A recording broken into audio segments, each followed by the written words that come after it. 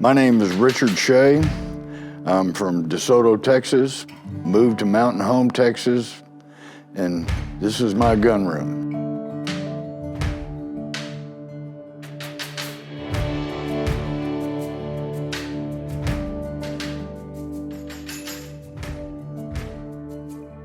You know, I don't care if you're an auto mechanic or whatever you do, you got to learn, and the more you learn, the better you are. Music bed. It's that simple. Yeah, I got it set up for 25 AC.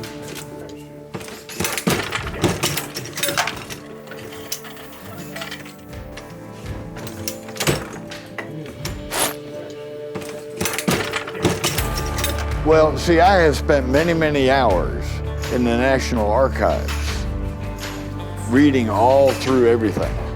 I used to go to Washington every year in January and go to the National Archives because in the wintertime, no one was there. And I could spend all day long reading.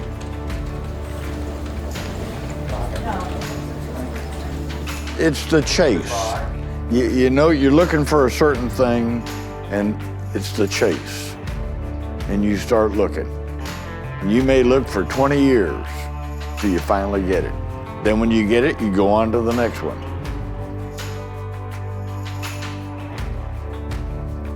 One of the things is people have asked me, how did I manage to put all this together? And I can tell you right now, if you're married, you better have a very understanding wife. I have drugged my wife to thousands of gun shows, to museums, the National Archives. I've drug her everywhere, but she's been tolerant and we've done this together.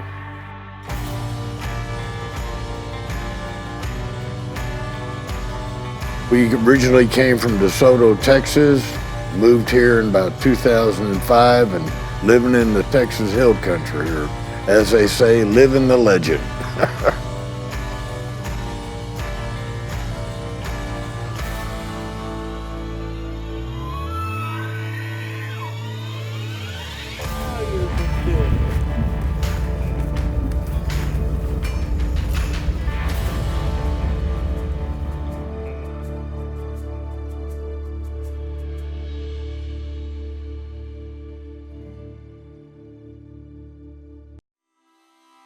I was very, very, very fortunate.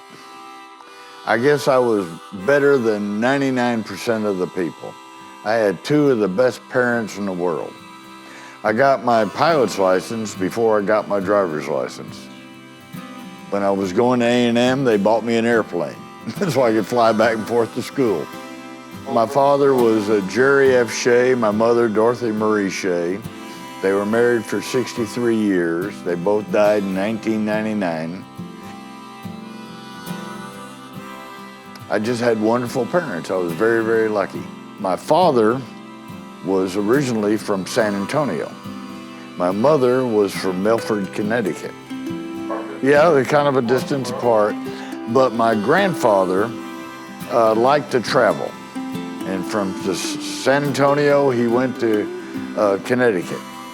And that's how my father met my mother. And my grandfather was with Chance Milton Vaught, who started Chance Vaught Aircraft. He was one of the original employees of Chance Vaught Aircraft. My grandfather was one of the many designers of the F4U Corsair. It was built by Chance Vaught Aircraft. I worked on it, my father worked on it. Oh, I worked for Vaught Aircraft, and I was a manager of special projects B-2 bomber. Chance Milton Vaught was an aeronautical engineer. He designed and built airplanes, and he built the Kingfisher, which was one of the planes that probably is best well known. When Eddie Rickenbacker went down, he was floating in the ocean. It was a Kingfisher that saved him. And Vaught also developed the F4U Corsair, which was the first airplane to exceed 300 miles an hour in level flight. And it was used extensively in World War II. Happy Boynton flew the F4U Corsair. And I wrote my thesis in college on the F4U Corsair, and Pappy Boynton helped me write it. He gave me a bunch of information.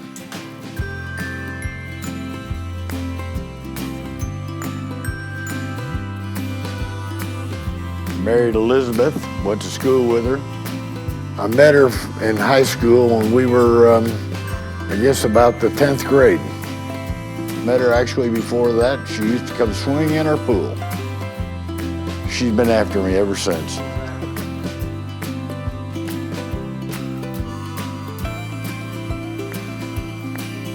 Been married for nearly 50 years, and we moved to Mountain Home in 1996. We started moving, built the house in 2005, something like that.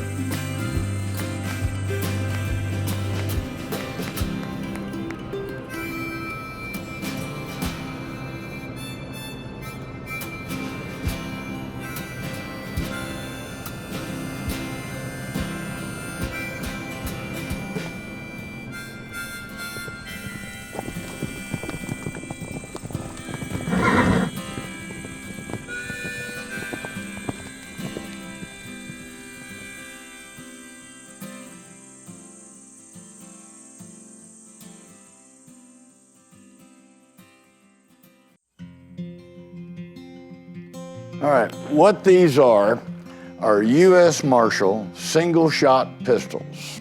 In my mind, I wanted to put the development of all the U.S. Marshall single shots. So it starts with the North and Cheney, and it flows all the way around to 1943.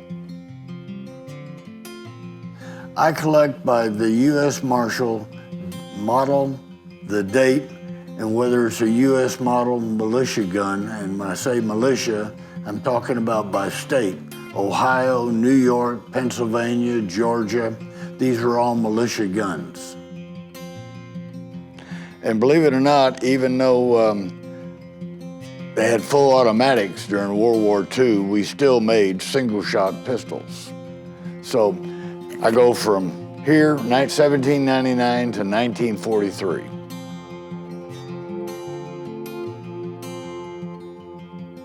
I guess the way I got started was a good friend of mine who's now dead had an 1861 Colt Army, and he needed a new cylinder, and we went over to Jackson Arms in Dallas, across the street from SMU, and I walked into the store and I saw an 1816 S North on the wall, and that really grabbed me.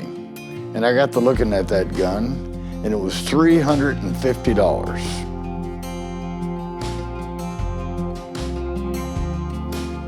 So I kept going back. I was at A&M at the time, and I kept going back and forth to the gun store. And after about 8 weeks, I was calling Red and Elsie, the people that owned it, by their first name. I had about $200 in the bank. My father gave me the remainder of the balance to buy the gun. Walked into the store, laid the money down, said, I'm buying the gun. And Red Jackson said he's not going to sell it to me. He made me buy a book called U.S. Marshall Single Shot Pistols. And he said, read the book, then I'll sell you the gun. I read the book, took the price of the book off of the gun. I got the gun.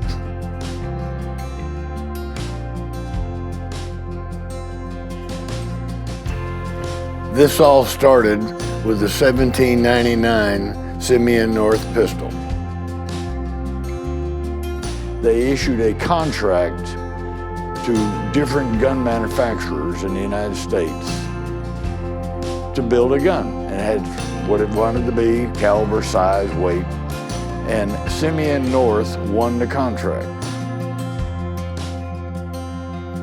And it was called the North and Cheney pistol. His brother-in-law went in business with him.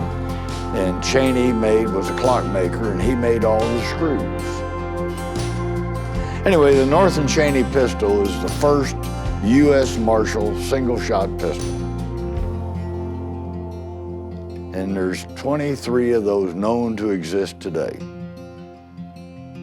And there was 2 different models of it. The first model and the second model. The first model, there's only 6 known to exist, and 17 of the second model. There's 3 on that wall.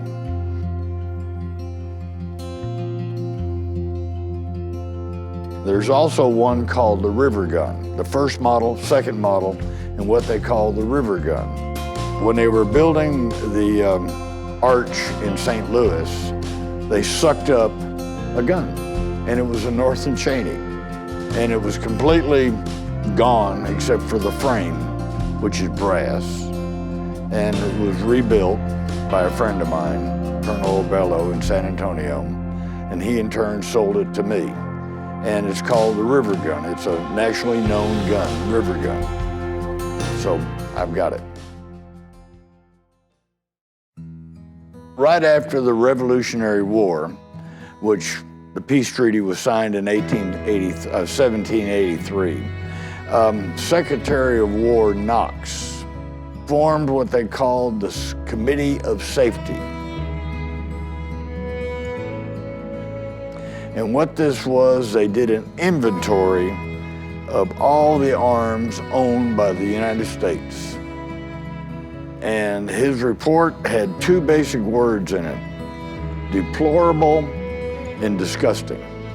We didn't own anything, because if you think back, during the Revolutionary War, everybody used their own musket. There was no arsenals or anything. So, what I contributed to those 2 words was the establishment of the Harper's Ferry and the Springfield Arsenals.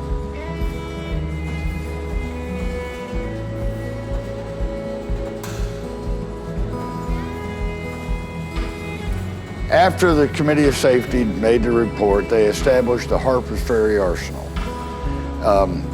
Harper's Ferry then commenced to manufacture pistols. And they did a contract for what they called the Model 1805, 1806 pistol. And they were made in 1806, 7, and 8. They were made in pairs. So visualize 2 guns with the exact same serial number. The plan being, they'd give them to a dragoon, he put 1 on each side of his pommel. But they never did, they just issued them out and they were separated. And then in about 1976, a guy named Ralph Arnold out of Gettysburg, Pennsylvania, put a pair together. And Ralph, being a sweet old guy that he is, drove everybody crazy talking about the pair. The pair went to dinner, the pair went to the theater, the pair did this. And Johnny Bassett called me and every Marshall collector that he knew, and we made a deal to start collecting all serial numbers and exchanging the list back and forth. Now, Johnny died before he was able to establish a pair, but I did put a pair together. And only 10 pairs have been put together so far.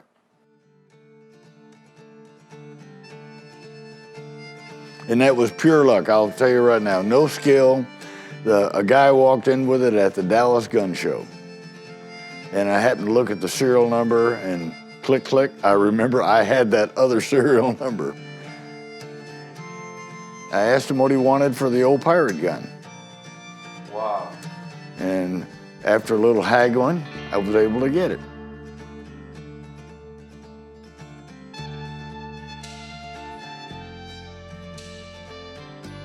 Mine is the 1808s, serial number 1785.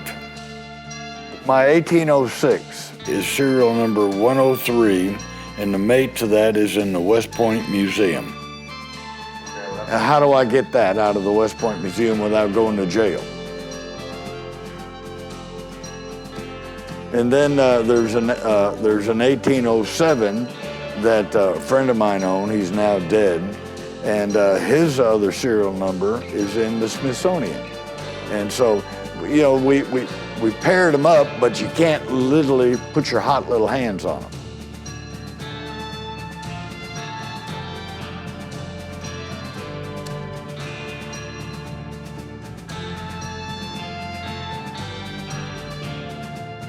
In the 1810 variation, you'll see some privateers up there.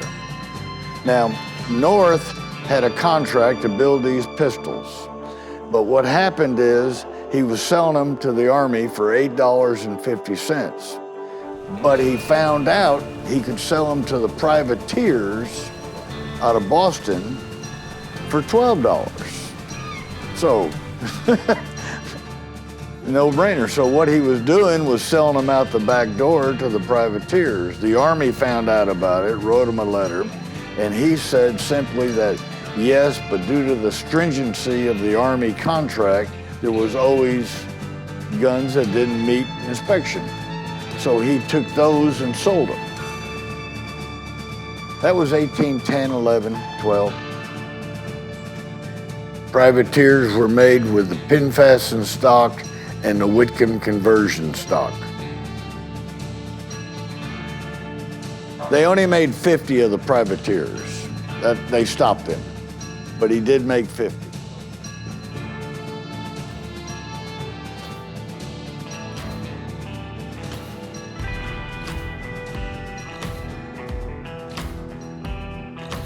Got around to the Elgin Cutlass. A guy named Wilkes, Commander Wilkes, did a South Sea expedition. And he went down to Tahiti and all through the South Sea Islands. And they created a special pistol for him, or for the South Sea expedition. And it was called the Elgin Cutlass pistol. And it's got a knife blade under the gun. You got one shot. Can't get them with that, stab them with the other one. And what is unique is that's one of the 10 best guns in the country. Plus the holsters. The holsters are rarer than the guns. There's only 6 holsters known to exist. And I've got a holster complete.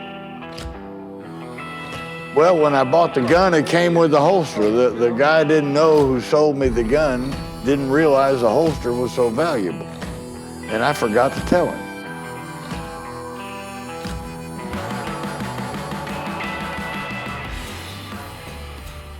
One of the lucky encounters I had is one of the guys out in the shop stopped me and said, "You collect old guns?" And I said, "Yes." And he said his grandfather had died and left him this old pistol. And he wanted to know if I was interested in it. And I said, "Well, bring it in, let's look at it." So he brought it in and we went out in the parking lot and looked at it. Turns out it was a US model 1826 Evans, which is kind of a good gun to have.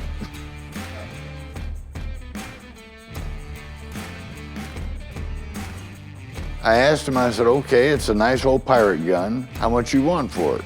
And he said $50. Well, my conscience got to bother me, and I said, "Well, it's worth a little bit more than that. I'll give you 100. And he was just jumping for joy, so I bought the gun.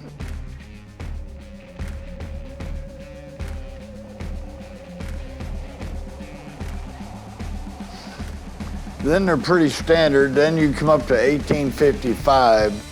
And, well, no, let me back up a little bit. You come up to the 1842 Derringer pistols, or the single-shot pistol Derringers. They were a small gun. The Army went that way for a while, Army and Navy. The first rifled barrel pistol was one of the Derringer pistols, 1842 Derringer. And the barrel is actually rifled.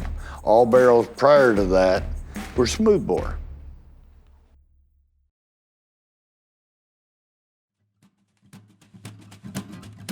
And then you get into the 1855s, which was a pistol with a shoulder stock attached to it. Made it a carbine. The 1855 Springfield carbine was made in 2 dates, 1855 and 1856. The 56 date is kind of hard to come by, and I was very, very lucky. Red Jackson, who owned Jackson Armory, found this for me in Louisiana. And he called me and said he found it, did I want it? Naturally I did, so I bought it. But what is really unique, this gun used what they call a Maynard primer. Now, everybody will remember it basically as a roll of caps. We had as cap guns when we were kids, and it would roll of caps, and every time you pulled the hammer back, it advanced the cap up to the nipple, and you had a pre-nippled fire. Actually, there's another gun that I'm real partial to, and that's the the waters up there, which is what they call the iron-framed waters. There's less than 8 of those known to exist. Very, very rare. I found that in a hawk shop here in Kerrville. And the guy didn't know what it was. And I knew immediately as soon as I saw it. I'd never had seen one before, but I knew what they were. And I saw it sitting there, and I just couldn't believe it was in Kerrville, Texas, in a hawk shop.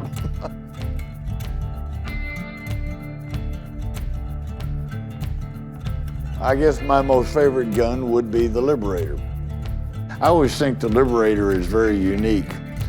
It was made out of sheet metal, smooth bore, and the government paid $1.25 to manufacture them. They were manufactured by Guidelamp Division of General Motors. They made 1 million of them. And the plan was to throw them out of an airplane to the resistance. The gun was called a flare pistol. That's the official designation they gave it. And the plan was to drop it over France to give it to the French resistance. The thing was, shoot the German in the back and get a good gun. Because these things are made out of sheet metal. Fire it more than 10 times, it'll fall apart in your hand. Problem was, France had already fallen by the time the guns were in mass production. So it didn't work. So what they did is they dropped them in Belgium and the Netherlands, and then the remainder of them they dropped in the Philippines. Now the beauty of the one that I have, it is in the original box.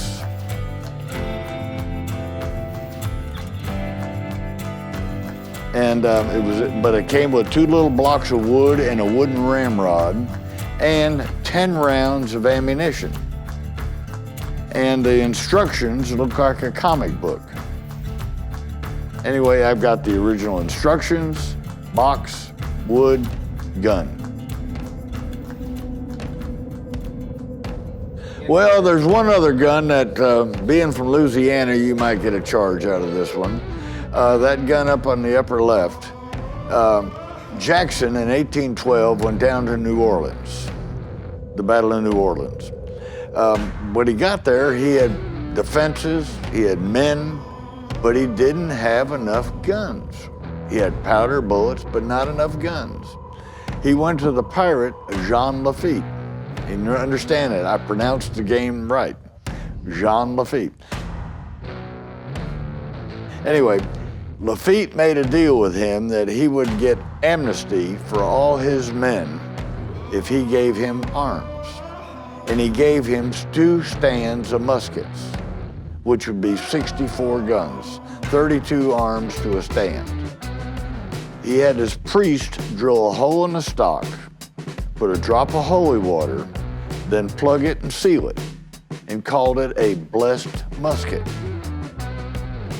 That is one of the 64 guns that Lafitte gave Jackson.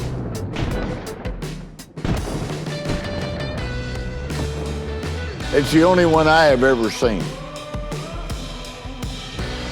And I didn't know what it was when I bought it. Someone had to tell me what I had.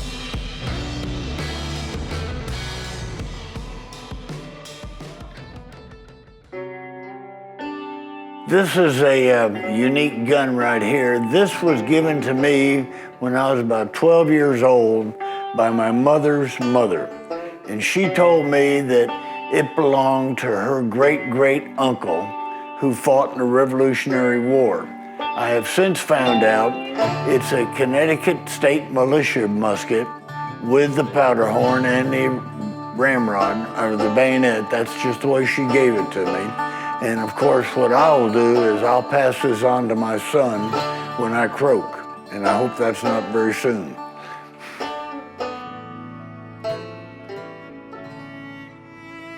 Yeah, I've had a lot of help over the years, and I guess one of the biggest ones has been my wife, and then of course a lot of friends. People in the American Society of Arms Collectors, they have been big help. Individuals that I met, of course Red Jackson was the biggest help, and just different collectors and dealers have been big helps.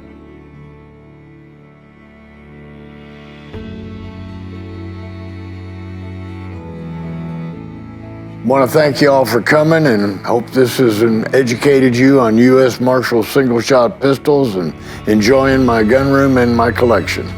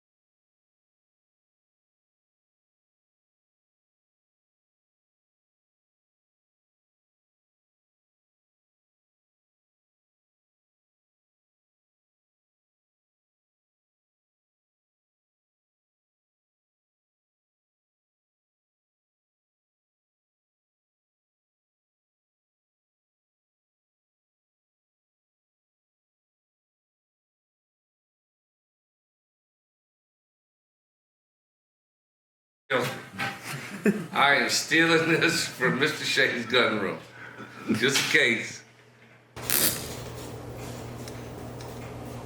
1784.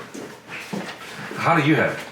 I got it from Charlie Schreiner, who got it from a descendant.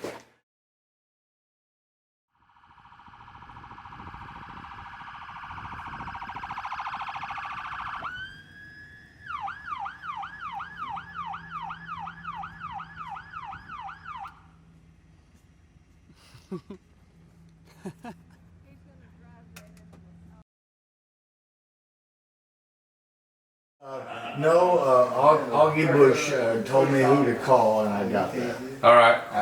Same was, deal. Now that was a gift from him to Liz. So Augie Bush sent that to your house. No, he sent it to Liz, not to me. Now, I'm gonna say gold, whatever they call gold medal. It's what. Gotta be. Our goal is to get you a gold medal.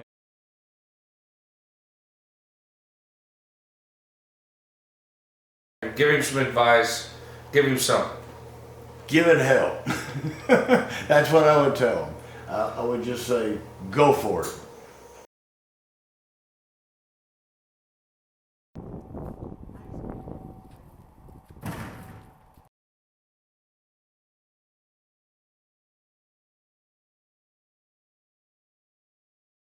Now, something that's unique, that I think is unique, is that Royal Canadian Mounted Police sign that actually came off a barracks of the Canadian Mounted Police.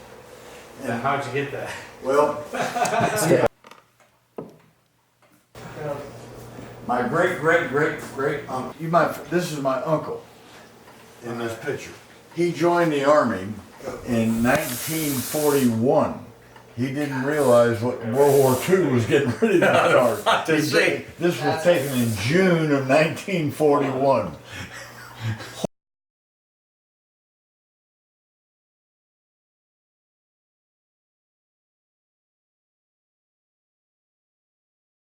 The only reason is I had the firebox, and I figured, what do you do with a firebox? You got to have something to do with it, so